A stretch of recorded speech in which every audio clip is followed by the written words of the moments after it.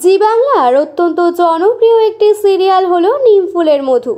শুরু থেকেই এই ধারাবাহিক আলোচনার তুঙ্গে রয়েছে দর্শক মহলে। সৃজন পর্ণার সম্পর্ক বর্ষপূর্তির পরেও টালমাটাল।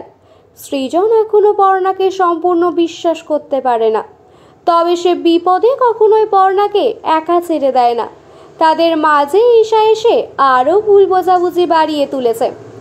সম্প্রতি সিরিয়ালে দেখা গেছে ঈশা নিজের প্রতিহিংসার জেরে দত্ত বাড়িকে পথে বসানোর সব রকম প্রচেষ্টা করে ফেলেছে, কিন্তু পর্ণা গোটা দত্ত বাড়ির ঢাল হয়ে দাঁড়িয়েছে বারবার।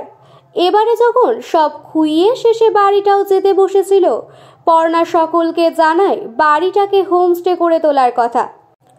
পর্ণার কথায় রাজি হয়ে দত্ত বাড়ি এখন হেরিটেজ হোমস্টে।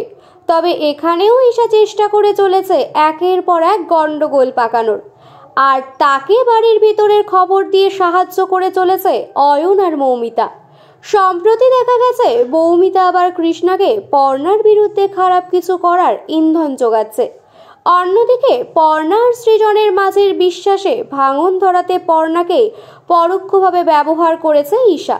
পর্ণা ভালোবেসে সৃজনকে একটা টুপি বানিয়ে দিয়েছিল, সেই খবর মৌমিতা চালান করে দেয় ঈশার কাছে।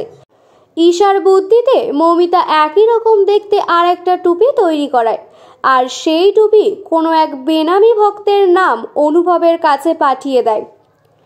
সৃজন আবারও ভুল বোঝে পর্ণাকে। এবার ভালোবাসা সপ্তাহ স্পেশাল এক নতুন প্রোমো সামনে এলো, যাতে পর্ণা সৃজন দুজন মিলে ঈশাকে মোক্ষম শাস্তি দেয়।